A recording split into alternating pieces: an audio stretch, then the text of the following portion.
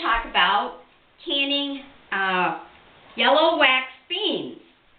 Okay, first we're going to do where they're just small pieces.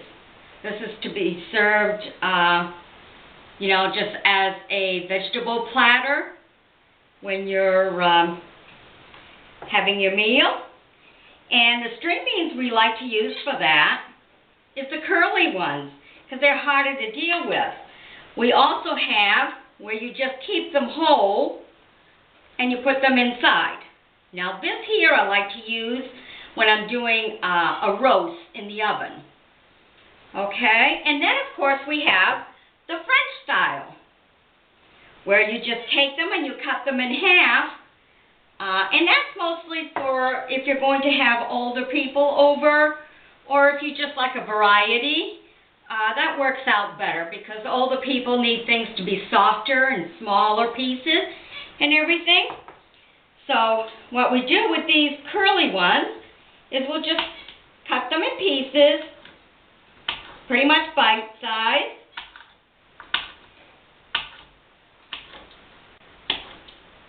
Okay, and so we just put them in our jars after.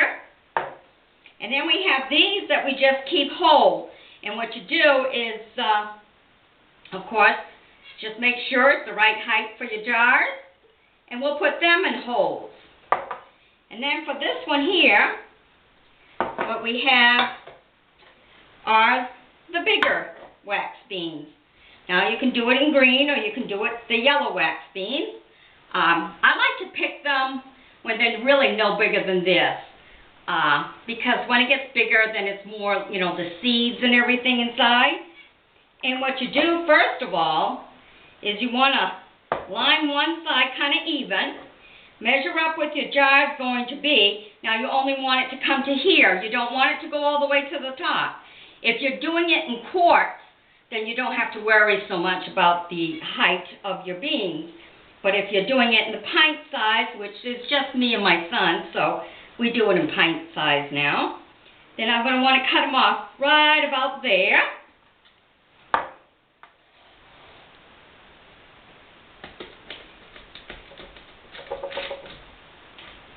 And we don't waste anything. The bite-sized ones that we need for our meal. That goes really good like if you're doing a beef stew. But right now we're doing canning, and we'll get to the cooking in the wintertime and everything. Then you'll understand, why I do it the way I do with the different cooking. And then for French style, you just want to slice them right in half. Okay? Now you can go yellow, you can go green. I like doing this French style. It's a little bit more work and everything. But, if you have grandparents or older aunts and uncles that come over for a meal, this is a lot better for them. Because when you get older, chewing and swallowing, all that good stuff, kind of comes into play here. So, just to make sure. And if you notice, I'm not going to have the great big seeds. And if you let your string beans go bigger, you're going to have the seeds and everything. And that's not what I want. So I do pick them up when they're a little bit younger and everything. And so these here, we start a jar like that, so we have a variety. So then what you do is, and even if you notice they're a little bit green, because I do pick them when they're smaller and younger, you don't have to worry, because when you're done, this is what you got. See? There's my French style beans. And this is when they're done canning. Completely yellow, so you don't have to worry about anything there. Okay? And then what you do afterwards is I rinse it, fill it with water and rinse it back and forth a few times, just to make sure everything's nice and clean.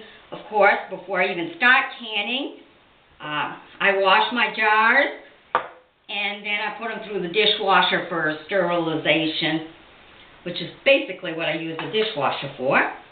Okay, now when you have pints, you want a very small, well, they kind of say a half a teaspoon, but I kind of give it a whole teaspoon And then when I'm serving at the table, you know, kind of just shake it so it's really flat, maybe a little under. So it comes out to maybe 3/4 of a teaspoon. And then when I serve on the table and stuff, I may add a little bit of butter, but I don't add no more salt because we have way too much salt in our diet to begin with. Okay. And then we have our lid with our rings. And when you want to put some new ones on, like I have here, then you can buy them like this, where you have the covers and the rings. And when you're canning your vegetables and everything, you just put it on like that, and then you put your rings on. You don't have to pre-boil the lids or anything. And leave it loose. You want to leave it a little bit loose because it needs to cook in a hot water bath. Okay? So leave it loose. When you're done with your hot water bath, which is what we're going to do next, after I finish these, get them in the jars here. For the pints, you leave them an hour. And if you're going to do it in quarts, then you want to leave it an hour and a half. Okay? And remember that when you do vegetables, if you go a little bit over your time, that's okay. But if you go under, that's not okay. So always remember that. A little over when you're doing your vegetables. Other things have different rules. But when you're doing your vegetables, like your string beans, your carrots, and your corn, okay? Over is okay, under is not, especially with corn. The peas, we shell our peas, and then we put the pods in the freezer too for the rabbits for the winter, and we freeze our peas. But the rest of our vegetables we do can up. Okay. And now come next year, I won't have to buy new rings because I've bought new rings this year. When they go in the cellar and everything, they collect moisture. So, you know, after a while they get a little rusty. So, a lot of mine are rusty. Of course, they were the gold rings. These are kind of silver, really. So maybe they'll last longer, you know, for when I put them in the cellar. But the lids here are the only piece you throw away. You can't reuse them, but the rings you do. Okay? But then you can turn around next year and just buy the box. Okay? With just your lids. Because that's all you're going to need. Okay. So I hope you've enjoyed my tips on canning beans. If you watch the Young Hunt, you'll see the garden where all these vegetables came from. His YouTube channel, so be sure to check his YouTube channel because he has his garden out there where he done the corn. Corn's going to be coming up next. It's just about ready. But the corn and the cucumbers and the peas, you know, so if you check his channel out, you'll see where all my canning stuff come from. And out back we had the raspberries and everything. So be sure to join me as a friend. Be sure to sub me, and we'll bring you some more canning.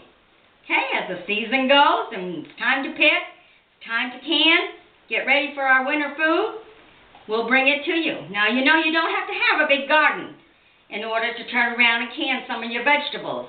You'll find now that a lot of people are using their flower beds around the house and mixing it with their beans and cucumbers and tomatoes along with their flowers and everything so they can have fresh vegetables during the summer and everything. And then, you know, if you go like to Bangor and stuff, some of the rooftops are flat, so they started rooftop gardens and everything. And usually you see that on the news, which should be just about now, because the cucumbers are, you know, we're starting to eat cucumbers. This is the beginning of August, so you get to see a lot of that on the news and everything. It's really a great idea, but everyone kind of wants to go back into the canning because it's just getting so expensive. And a jar, a pint jar like this is like a can, you know, you buy in the store, a little bit more really than what you buy in the store. But after you put them in your hot water bath and everything, make sure you have one of these to just pick them right up. This is an old one. Been canning for years. To pick it right up so you don't hurt yourself. and then you tighten up your lid, because remember, when you put them in the hot water bath, you left it loose, okay? You tighten it up, and really, by the time you get the last one out, you're going to start hearing pop, pop, pop, and that popping means that it's sealing. If you take it, and it goes up and down, hear that little noise? That means it did not seal, and that's one you'll want to use right away. But these, of course, will pop because they haven't been cooked yet. But the ones that have, nothing. Just my finger touching it. There's nothing there. So you know these are good. And then I just cover them after I take them with a towel. Let it get down to room temperature. Adjust to the temperatures, because the temperature upstairs here and the temperature down in the basement, there's a big difference. So let it cool all down for a couple of days, room temperature, and then take them downstairs and you should be all set. You know, that way you don't have a drastic temperature change, because that can hurt the seal sometimes. Okay? So, happy canning. Bye-bye.